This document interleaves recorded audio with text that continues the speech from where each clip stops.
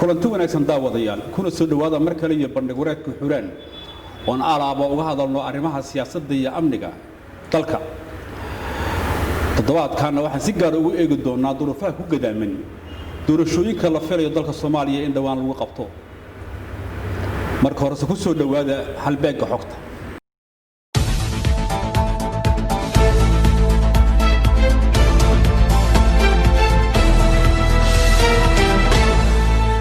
dowladda federaalka ee Soomaaliya iyo inta badan dowladaha xubnaha ka ah oo uu heliyay maamulka gobolka Banaadir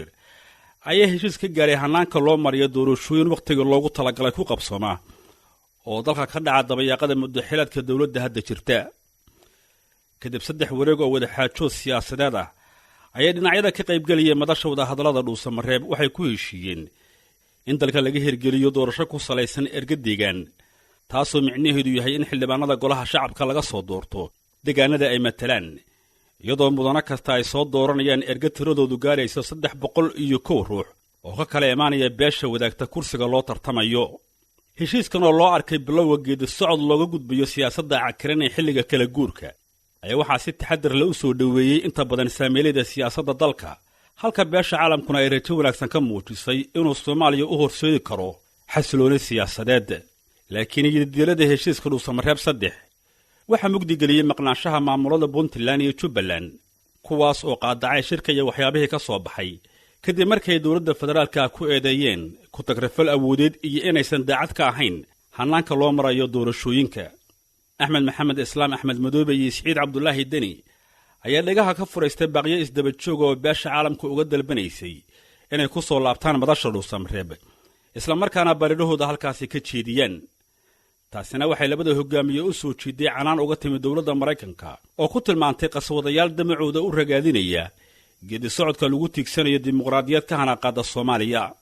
hadalka ka soo yeeray Mareykanka ee lagu takooray Axmed Madoobe iyo Deni waxa si weyn ugu diirsaday madaxweyne Maxamed Cabdullaahi Farmaajo oo ay muddo dheer xarig joogsi lahaayeen labada nin isla markaana raadinayay cid uu kula hiigto guuldarrada dowladdiisa ka soo gaartay inay xilliga loogu talagalay dalka ku gaarsiiso doorasho qof iyo coda wuxuuna isagoo isku muujinayay inuu yahay oday samadoon ah ka tanaasulay mowqifkii ay isku sheegeen isaga iyo ra'iisul wasaare Xasan Cali Khayre wuxuuna aqbalay dalabaadkii maamul goboleedyada ee ahaa in la qabto doorasho waqtigeedii ku dhacda oo loo mara hanaan la isla ogol yahay talaabadana meesha ka saartay cudurdaarkii maamulada Puntland iyo Jubbaland ayaa waxay Deni iyo Axmed Madoobe ku qasabtay inay rakada ka soo degaan dabadeedna kulan foolka fool ah la yeeshaan madaxweyne Farmaajo si looga shaafiyo tabashadooda aan ku ekayn hanaanka doorashada 2020-2021 balse salka ku haysa awood qaybsiga dowladda federaalka ah iyo dowladaha xubnaha ka ah oo qoloba si u fasiratay isku soo wada duub oo inkastoo mabda ahaan lagu heshiiyay nooca doorashada dalka ka dhacaysa haddana waxaa weli taagan su'aalo dhowr ah oo hanaanka doorashooyinka ku meegaaran kuwaasoo aan si dhaban looga jawaabin sida doorka guddiga madaxa bannaan ee doorashooyinka qaranka oo aan haysan waqti ku filan inay doorasho ku qabtaan sida la isku waafajinayo hilbaqaybsiga qabiilka iyo xisbiyada siyaasadeed ee isku qoofran iyo cidda soo xulaysa senatarada aqalka sare ee baarlamaanka ku metelaya gobolka Banaadir haddiiba la isku raacay in dadweynaha caasimaddu ay helaan xuquuqda ka maqan inta haddaynu ku dhaafno halbeegga xogta dalka Soomaaliya waxaa in badan la hadalhayay in doorashooyin qof iyo cod ay ka dhacaan kuwaas dadweynaha Soomaaliyeed ay ugu codeeyaan aayaha dalkooda cidda metelaysa laakiin siyaabo kala duwan baa ku timaadee taas way ka gaabisay dowladda Soomaaliya inay hirgeliso waxaana ugu dambeyntii la isla gatay in lagu laabto nidaamka hore ee doorashooyinka dadban laakiin waxaan laga badbedelay haddaba arrimahaasi ayaa waxaa nala gorfeynaya Dr. Xasan Sheekh Cali oo ah qabiir ku xidhan arrimaha siyaasadda isla markaana baraka ah jaamacadda Sibir gaar ahaan kulliyadaha siyaasadda iyo waliba warbaahinta professor ku soo dhawow xuraan professor dhawaan magaalada dhuusamareeb waxaa ka dhacay kulan ay isugu yimaadeen dowladda federaalka iyo dowlad goboleedyada xubnaha ka wuxuu ahaa wada hadal ama kulamo looga arinsanaya arrimaha doorashooyinka dalka ku soo fool dhuusamareeb 1 dhuusamareeb 2 dhuusamareeb 3 loo bixiyay ilaa markii u dambeysay xataa ay ka diideen arrintaasi maamulada dalka ka jira qaarkood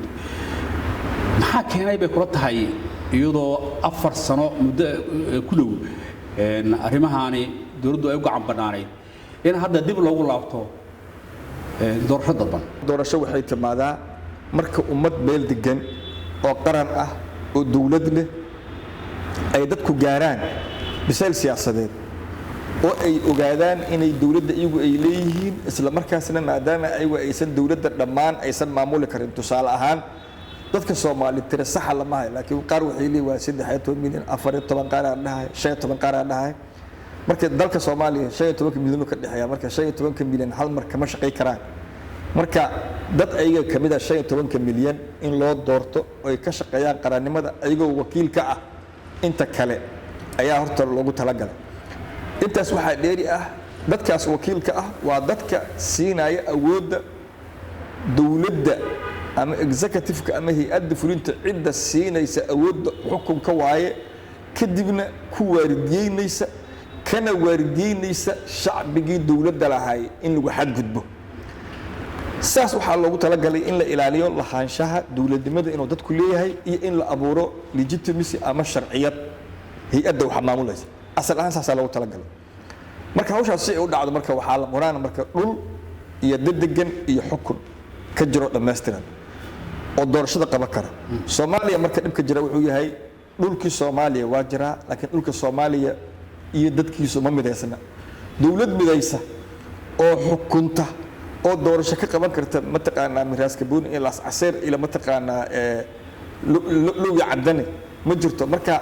Soomaaliya waxa su'aal ka taagan tahay marka oo xaqiiqo laga hadlaayo oo cilmiga siyaasadda laga hadlaayo dhab ahaantii Soomaaliya doorashadu ila isma qabato dawlad qabatay dawlad qaba karta doorasho Soomaaliya ma ka jirtaa waay marka kama jirto waa jawaabta Soomaaliya marka maxaa ka jira tana waxay keenaysaa marka maadaama aysan Soomaaliya ka jirin dawlad qaba karta Soomaaliya dalka Soomaaliyana waa sida uu maapka caalamka ugu yaalo ee ma aha xamar iyo hareeraheeda ma aha waa soo maapka Soomaali ugu yaalo ayaa markaas waxaa la go'aansaday sida ay tiraahdo carabtu wax aan dhammaan la qaban karin dhammaan laga ma tago ma la yutro kullu la yutro kullu ama sida aan hadda kor u sheegnay Ilaahay subhanahu wa ta'ala wuxuu noogu talagalay markaan dukanayno inaan weysa qaadano haddaan weyno inaan gagabaysan ama aan booreysano marka doorasho oo indirect ah taasa waxay keenaysaa marka in la qabto maadaama aan si tooska ahayd aan la qaban karin taasa keentay waaya maxaa loo baahnaa si loo gaaro doorasho qof iyo cod ah in la sameeyo horta marka hore waxaa loo baahan yahay Soomaaliya guud ahaan waxaa loo baahan yahay dadka Soomaaliyeed inay soo ceshtaan political conscience-kooda ama alwacyi siyaasi ay soo ceshtaan oo ay aqbalaan in dalkan laga dhiso dawlad sax laga dhiso hase yeeshee haddaan u soo laabano madaxweyne Maxamed Cabdullaahi Farmaajo marka uu xukunka qabtay waxaa looga baahnaa wax kasta oo looga baahan yahay hogaamiye qaran hase yeeshee 4 arrimood ayaa si gaar looga baahnaa madaxweyne Farmaajo ta koobaad waxay tahay dastuurkan oo qof kasta oo Soomaali u yahay oo maraya sanadkii 9aad in uu ku sameeyo dib u eegistiisa inuu dhameystiro markuu dhameystiro waxa kale looga baahnaa madaxweyne Farmaajo waxa looga baahnaa nidaamka Soomaaliya dastuurkan qodobkiisa koobaad dastuurkan Soomaaliya wuxuu sheegayaa baaqa Jamhuuriyadda Federaalka Soomaaliya Soomaaliya waa jamhuuriyad federaal ah Soomaaliya waa jamhuuriyad federaal ah waa leenka koobaad waxa loo baahnaa madaxweyne Farmaajo dalkan inuu ka dhigo dal federaal ah oo maamulka dawladnimada uu daadijiyo oo uu maamulka Soomaaliya murqo u yeelo oo dawladda dhexe iyo dawladaha xubnaha ka ah dawladda federaalka say isula shaqeyn lahaayeen dawladda dhexe wixii ay kaligeed qaba lahayd dawladaha xubnaha ka ah wixii ay kaligood qaba lahaayeen wixii ay dhaxdooda qaba lahaayeen wixii ay isla qaba lahaayeen inuu kulli kala nidaamiyo oo uu qoraal u sameeyo oo wasaaradda waxbarashada ee federaalka wax ay qabanayso wasaaradda waxbarashada ee Puntland waxay qabanayso wasaaradda caafimaadka ee federaalka waxay qabanayso wasaaradda caafimaadka ee Galmudug waxay qabanayso wasaaradda beeraha ee federaalka waxay qabanayso wasaaradda beeraha ee Hirshabeelle waxay qabanayso wasaaradda xanaanada xoolaha ee yani saasaa loogu talagalay inuu ka shaqeeyo oo uu institution u bedelo madaxweyne Farmaajo institutionaas oo xoog leh waxaa kamid ah oo loo baahnay Soomaaliya maadaama ay tahay dal kala daatay si loo soo celiyo qarannimadii Soomaaliya oo xuduudda Soomaaliya loo soo xiro oo wadanka Soomaaliya looga dhigo wadan ah integrated wadan isku dhex jira oo dhaxdiisa wax alla wixii amniga wax dhimaya laga saaro waxa loo baahnay inuu dhiso hay'adaha nabadgelyada gaar ahaan militariga Soomaaliya ama National Army inuu dhiso ayaa loo baahnaa oo 18,000 oo command and control ayaa loogu talagalay inuu dhiso marka intaas ay dhacdo oo dastuurkii oo dhameystiray ee federaalnimadii oo xoojiyay oo dhulka oo nabad oo ka dhigay ayaa waxa loogu talagalay haddana inuu qabto doorasho qof iyo cod inuu qabto loogu talagalay marka sidaas hadii loogu talagalay maxaa dhacay marka madaxweyne Farmaajo qof kasta oo Soomaaliya oo na maqlay oo adigu aad ku ka tahay oo cameraman ku oo ka yahay ha isweydiiyo madaxweyne Farmaajo dib u eegista dastuurka saakay ama galabta ma u dhameystiran yahay mase ma dhameystiran qof kasta oo Soomaali waa og yahay inuu san dhameystirnayn xagga dhig waxa ku soo hartay federaaleynta dastuurka Soomaaliya wuxuu qoraa oo inta ku qoran I think article 53 in maamul goboleedyada iyo dawladda dhexe ay wada shaqeeyaan ugu yaraan ay laba sanadkii ay mar kulmaan 2018 bishii June kulankii ku xigay ee madaxweyne Farmaajo maamul goboleed la yeesho kii hadda 2020 bishii la soo dhaafay lagu qabanay Dhuusamareeb oo ahaa 2 years madaxweyne Farmaajo lama kulmin maamul goboleed wayba kala maqan yihiinba federaalka waa kala maqan yahay galabta aan joogno oo hadda aan joogno oo Muqdisho joogno waxa ka taagan maamul goboleedyadii iyo dawladdii dhexe iyo federaaleentii iyo meeshay marayso iyo ciidanka soo celi maayo iyo qaska iyo qadalaasa ka taagan idana waa loo jeedaa haddii marka aan lagu guuleysan dastuurka dib u eegistiisa oo aan lagu guuleysan federaaleynta laguma guuleysan karo suurtagalna ma aha in la dhiso ciidamo qaran laanu heshiisba lama ah haddii aan ciidamo qaran heshiis aan lagu ahayn dhulkii nabad laga dhigi karo laanu amarka iyo kala dambeynta waxa soo celiyay hay'adaha amniga soo celiyay marka hay'adaha amnigii lama dhisin ee loogu talagalay lama dhisin taasaa waxay keenaysaa marka dhulkii inuusan amni ahayn oo yani aan ognahay xamar iyo tusaale ahaan iyo xaalkeedu ku taala madaxtooyada Soomaaliya taasaa waxay keenaysaa marka inaan la qaban karin doorashadii hal qof yaal codeed waa tahay madaxweyne Farmaajo ku cilcilisay afka ku dhufatay waa madaxweyne wadanka waa sax oo mas'uuliyad u sareysa asaga haya laakiin haddana kaliya ismaha wadanka sida ka dhawaajisay waa federaal maamul goboleedyo fallaagoobay ayaa jiray oo dawladdii ku amar diiday la shaqeyntii diiday qaarkood xataa ka xirteen ma taqaanaa ee goroomadii iyo dekadihii waxa sidoo kale jira in aan la midayn wixii lagu hirgelin lahaa ciidan qaran in la qoro oo sidii lagu heshiiyey shirkii la xiriiray dib u eegida amniga waxay ahayd in ciidamo la isku darsado ciidamo la keeno laakiin maamulada qaarkood way ka biyadiinay arrintaasi si kastaba ku timaadee marka miyaysan noqon eedda Farmaajo kaliya kuma dhacaysay dalka maamulada ka jiro dhan waa loo dhamaa hadda anigu maamul gobol horta aan ka tirsanahay hadda aan difaacay ma jiro laakiin adi laftaada waxaad ku dartaa dawladda dhexe laftigeeda inay maamul gobolka ay ku duushay oo xamar ciidamo ka qaaday oo baydhabo ku qabsatay oo inta ka qaaday oo Dhuusamareeb geysay oo ku qabsatay oo inta ka qaaday oo hadda gobolka gida ay ku haysato nafsadeeda ayadana ku dar dokumentigan inta ku yaalo oo kan oo ugu horeeyo ah National Security Pact-ga oo kan ahna waxa ku qoran haddii ciidamada la sameeyo taliyaasha la isku bedelayo in laga la tashado maamul gobolada intay ku qoran tahay marka dhinac kaliya ka rarin labada dhinac ka eeg midda kalena waa ku sheego waxaan ku dhahay ciidamada iyo waxa aad sheegto waxa la dhisi karay haddii marka hore laga shaqeyn lahaa federaaleynta laga shaqeyn lahaa dastuurka laga shaqeyn lahaa laanu dadka waxa kala saari lahaa oo dawladda dhexe iyo dawladaha xubnaha ka ah waxa kala saari lahaa dastuurkana kala saari lahaa marka haddaan dastuurkan laga shaqeyn waa caadi kadib baawar istaragala dhacay awoodda waa isku qabsan nin walba meel ku qabsaha tafaasiir kala duwan imaanay intaas waxa dheeri ah dastuurkanu wuxuu leeyahay waxay ahayd in la dhisay oo la rabay maxkamadii dastuuriga ahayd maxkamadda dastuuriga ayada ayaa waxay tahay hay'adaha dawladda iyo dawladda xubnaha ka ah iyo dawladda federaalka hadday isqabsadaan maxkamadda kala saarneed ayada loo baahnaa madaxweyne Farmaajo ma dhisin saas darteed haddii aan cidda dadka kala saarneed uu madaxweyne Farmaajo uusan dhisin oo una shaqada uusan qaban haddii markaas cid kasta waxay qabsanaysaa waxay qabsan kartaa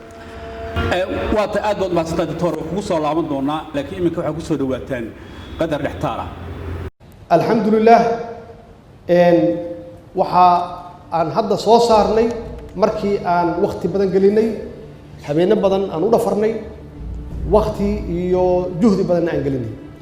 waxaa nooga soo baxay shirkaan u soconno horta waxa weeye waa shir doorasho federal level ah ma aha state level haddii marka federal level uu yahay oo heer federaal uu yahay maxaa loo baahan yahay waxaa loo baahan yahay guddiga madax bannaan ee doorashooyinka federaalka inay qayb ka ahaadaan ama hawshaan ay tahay hawshooda inay tahay maxaa yeelay ma aha state level ma aha waxaa kaloo oo aan ka hadalnay si loo muujiyo maturity ama biseel siyaasadeed muddo dheer ka bacdi inaan gaarnay oo aan ka gudubno heerkii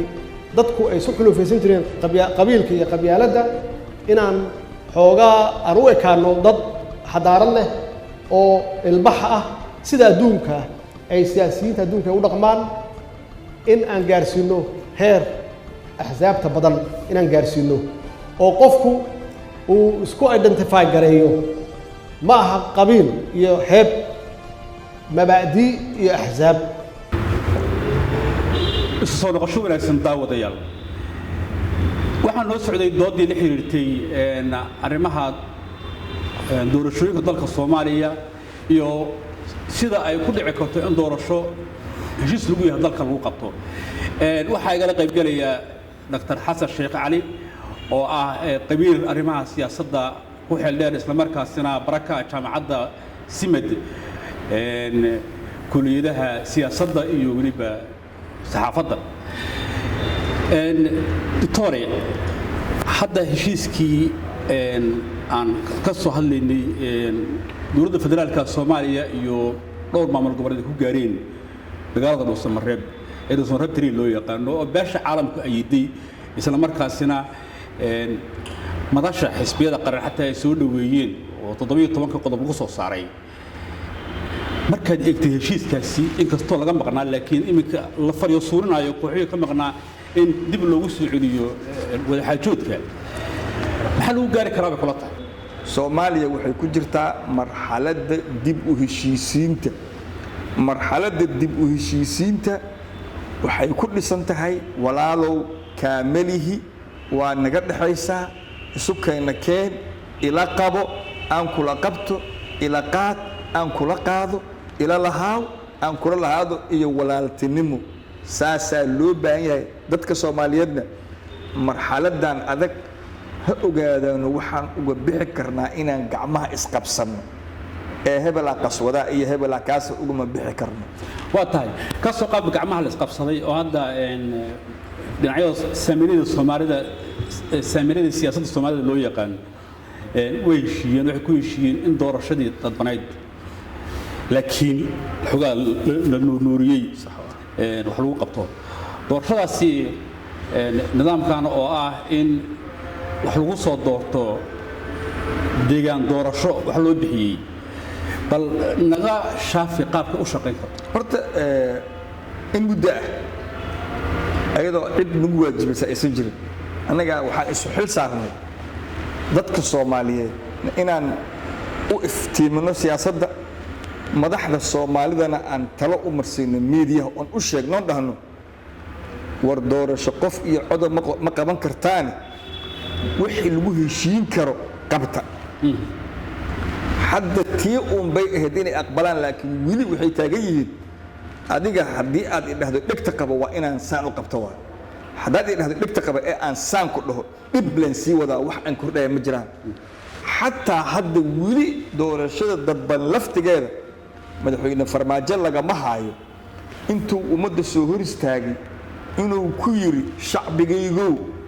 waxaan rabay inaan qabto doorasho qof iyo cod ah waa qaba waayo oo duruufta diiday hadda waxaan qabanaynaa wixii aan qaban karno oo doorasho dadban ah oo heshiis lagu yahay ee intaan looga maarmay isu keena aan ka heshiinay wili ma dhihin يو باقي يا مركز لي هشينك كالي ما horta madaxweynuhu ogsoonow waxaa la rabaa dadka Soomaaliyeed ee uu madaxweynaha u yahay oo dawladnimada wakiilka uga yahay oo political sovereignty oo gacanta ku hayo waxaa la rabaa madaxweynuhu dadka inuu update gareeyo oo u sheego oo sida sax ugu sheego oo ay fahmi karaan suurad waadixa ah sida hadda aan kugu sheegayo cudurdaar laakiin madaxweynaha lama rabo inuu kula meereysto wax aan shaqaynayn sida waxaan soo go'aamiyey go'aan oo mataqaanaa la dhaho electoral mataqaanaa constituent mataqaanaa contestant soo diyaariyey iyo oo aan waddankan ka jirin oo caalamka aan ka jirin oo aan doorasho aan ahayn inuu dadka u sheego oo uu yidhaahdo oo haddana ka daba wareegto dhaho mataqaanaa xisbi iyo waxaan isku daraa beel oo haddana yani wax yani oo haddana uu dhaho ku maxaan ku dhahaa sheeg guddigii doorashooyinka madaxa bannaanaya oo loogu talagalay dukumentigan inay ku shaqeeyaan oo mataqaanaa golaha shacbigu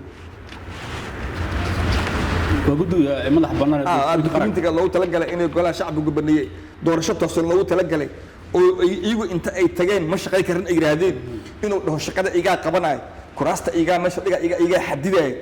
waxaasoo dhan oo madaxweynuhu uu dadka u sheegayo madaxweynuhu waa soo jeediyey wuxuu soo jeediyey maadaama arrintu ay tahay doorasho heer federaal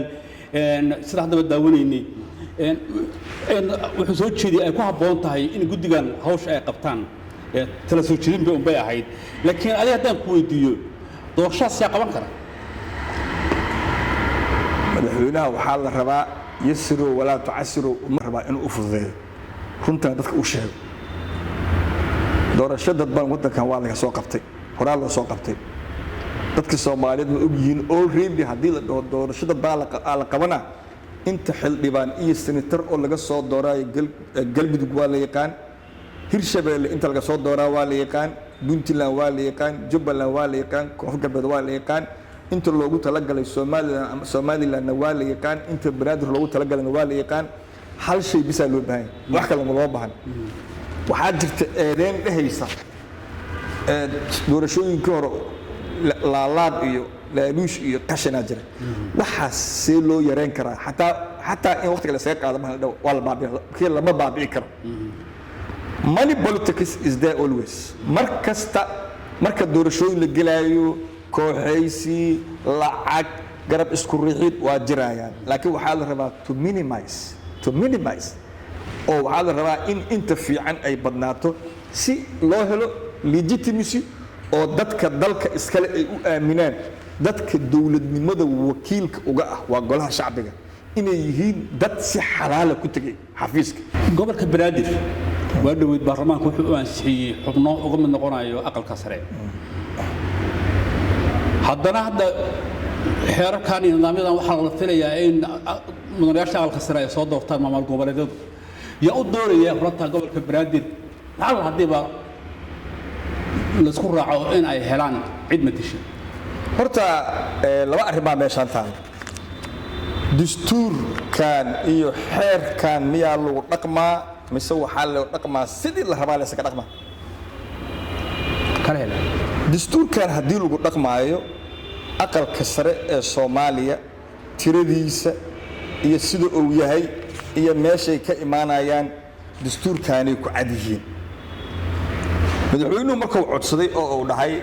kalfadhigii tobanaad ee golaha shacbiga oo codsaday oo dhahay aniga xamaraan ku dhashay magaaladeedii waaye labada aqal waxaan ka codsaa in matalaad loo sameeyo waxaa timaaday su'aal madaxweynuhu ma wuxuu rabay 54 dastuurku qoraayo dhaxdooda in laga soo bixiyo oo masalan xubnihii la siiyey Soomaaliland xabad laga soo qaado puntland xabad laga soo qaado hirshabeelle xabad laga soo qaado koonfur galbeed xabad laga soo qaado jubbaland xabad laga soo qaado leesku daro oo la dhaho intaana xamar matasha miyuu rabay macnaha ma gudaha 54 dhexdooda miyuu rabay madaxweynuhu in matalaad laga sameeyo mase wuxuu rabay madaxweynuhu xaqiiqa ahaantii in wax lagu daro oo number cusub lagu daro inta doona ha ahaadee haddii madaxweynuhu rabay in dhaxdoo looga sameeyo dabcan madaxweynuhu wuxuu ku jira campaign uu ku jira oo rabo dadka inuu ku kasbado oo taas waa ognahay hadduu rabay madaxweynuhu inuu rabay kontonka dhexdeeda in laga sameeyo iyo afarta laga sameeyo marka golaha shacbiga niman kaleeto iyaguna campaign ku jira ayaa fikirkii madaxweynaha afduubay oo taladii maran habaabiyey oo 54 banaanka ka keenay taas markay madaxweynaha sidoo rabay khilaafeen haddii uu madaxweynuhu rabo marka inuu 54 laftigeeda asaga laftigiisa oo rabo banaankeeda in laga keeno tirada waxay doontaba ha ahaatee taasna waxay ka dhigan tahay madaxweynuhu inuu u bareeray dastuurka inuu jabiyo haba soo qaad midda doonta noqotee baarlamaanka Soomaaliya ana hadda madaxweynaha waxaan u qaad madaxweynaha wax soo jeedintiisa baarlamaanku way ogolaadeen wax waa qabyo wali oo lagu meeshiino maamulada qaar way diidan yihiin maamul goboleed inaan gobolka Banaadir uu yeesho kaba soo qaad doorashadu waxay dhacday xilligan ayadoo oo arintan aan meel la saarin sida dadka gobolka Banaadir loo wajahay dadka ayaa rabnaa inaan anaga wax barno ay fahamsiino golaha waxa uu arkaa su'aasha meesha u wada meelaha in la aadiso adiga ayaa waxaad weydiinaysaa su'aal sax su'aasha sax ku weydiin hadda ku soo celinaya okay maadaama gobolka Banaadir uu maamul goboleed lahayn lana soo jeediyay oo baarlamaanku uu taqaano uu meel mariyay madaxweynuhu soo jeediyay in matalaad ay helaan haddii doorashadu bari dhacdo maamul gobolka Banaadir dadkiisu oo maamul goboleed ah ya matalaaddoodii gacanta ku haya horta marka hore waxaan rabaa in hal arrin ku sheego dadka Soomaaliyeed ma dhageystay magaalada Muqdisho awowgeygii 7 iyo 8 horta ku dhashay ninka xuduud horta waa aniga mugta madaxweynuhu wuxuu dheey mugtahay ana ku dhashay mugta aniga awowgeygii 7 iyo 8 horta ku dhashay hadii wax loo doonayo ninka xuduudna waa aniga laakiin wixii waxa la rabaa in lagu doono wixii sharci iyo dastuur la rabaa in lagu doono xoog iyo in cadeys ma shaqeynaya laakiin hal shay banaan halka shay banaan wuxuu yahay in qodobka dhahaya golaha shacbigu waxay ka koobnaanayaan 54 aqalka sare afwan qodobka dhahaya golaha senadku wuxuu ka koobnaaha 54 inay dastuurka bedelaan oo ugu codeeyaan 184 cod oo markaas madaxweynaha loo geeyo laakiin hadda ugu ma codeen 180 dastuurka wixii ku cad hadii wax laga bedelayo waa in marka hore wax la bedelaa laguna codeeyo 2/3 saddex dalool labo kana lagu ma codeyna 143 ahaayeen saas darteed fiiri lama rabo dadka Soomaaliyeed ee iska masaakiinta ah in lagu jahawriyo waa arkay aniga niman xildhibaanaha dhahaya madaxweynaha ma saxiixin war waxaas nimankaas oo xildhibaanada ah waxay rabaan markay hadda waqtiga ka dhamaado ay kuraas doontaan waxa la leeyahay maxaa qabateen marka waxay rabaan inay yiraahdaan gobolka Banaadir wax u soo dhicin marka waxaas madaxweynuhuna campaign ku jiray xildhibaanaduna campaign ku jireen waxaasi waa hal bacaad lagu lisay ma aha waa hal badal lagu lisay wax ka jira male intaas aan ku soo gabagabaynayaa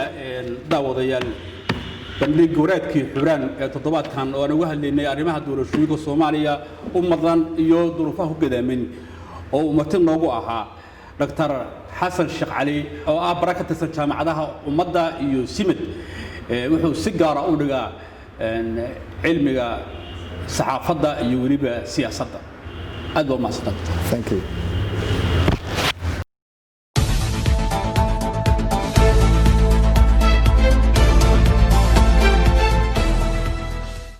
si aad ugu xirnaato bandhig waraadka xuraan rukmo boggeena YouTube-ka ee Xuraan Media ama booqo goobteena internetka xuraan.com sidoo kale waxaad nagala socon kartaa kadinkeena xiriirka bulshada ee hoos ku qoran soo gudbinta barnaamijkan waxaa taabageliyay Milga Media Production